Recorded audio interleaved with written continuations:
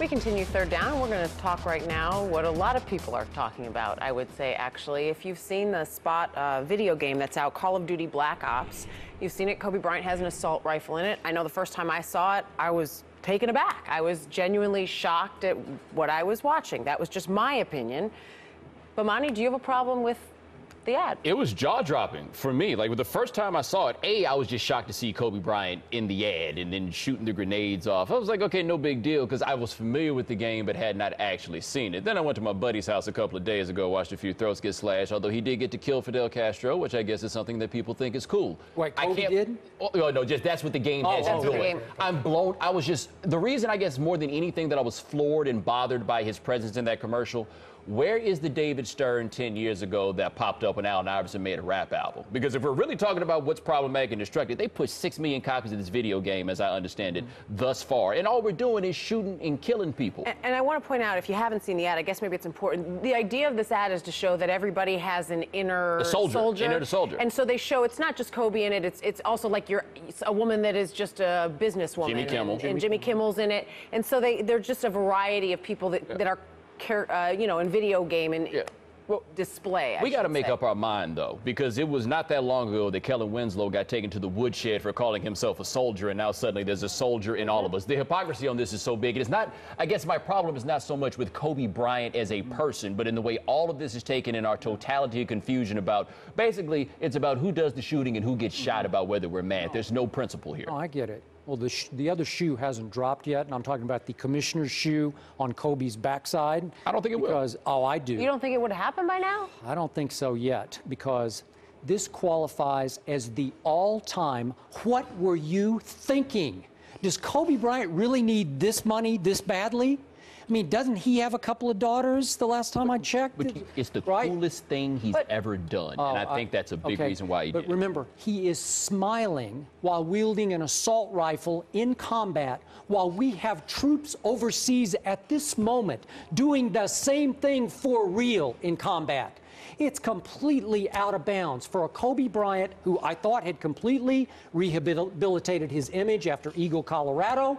But even the great Kobe Bryant is not that, so to speak, bulletproof to me. But here's the thing. I don't think David Stern is going to do anything. And the reason I say that is when Donald Sterling first started catching his trouble with this housing discrimination, the commissioner's office was quick to say, we don't meddle with our owners' personal affairs. It became a line in the sand about these personal affairs. Unless there's some gigantic ruckus out in the streets about Kobe Bryant's inclusion in this video game ad, then David Stern's not going to do anything. David Stern makes these kinds of moves when he's trying to stop the players from scaring the fans, like Iverson did in 2000. This isn't scary. Stern is very big on image, but there's no consistency to the way these things come down from the NBA. This is image. No, I see why he should come down. I see why he would. I'll tell you right now, I would be shocked if he does, because this does not generate. Forget the level of outrage. It's the type of outrage that makes David Stern react, and we don't have that. Okay, no commissioner is more concerned about his sports image the way this commissioner is concerned. And when the face of your league, your best player, your most popular player at this moment, participates in that ad with that gun in his hand, the commissioner has to move on. But I'm saying there's not enough nuance to what kind of concern that David Stern has about image, because we see all kinds of things that go on with image that he lets slide. He's more concerned with image issues as they come to his players scaring what he would like to be his fan base or the fan base that he has right now. Kobe's not doing either one of these things. These people are buying 6 million copies of this video game. That's what I say, to play devil's advocate, shock, however you respond to it, and whether you think it's right or wrong, it's a video game. There are a lot of video games out there that are, I mean, it's a video game of, you're being a soldier in a video game. So because the commissioner here's my question. Into the sales of the video game? No. I'm just saying, because it's a video game about war, I mean, does this mean because we are involved in a war, we take all video games off the shelves that are about war? He's a public figure participant. They're all fiction. In a video game. Yeah. In a video game. He's not saying grab a gun and go shoot a gun on the street. He's saying pick up this video game. Well, the commissioner can't stop kids from buying video games, but he can stop his most popular player from participating with an assault rifle.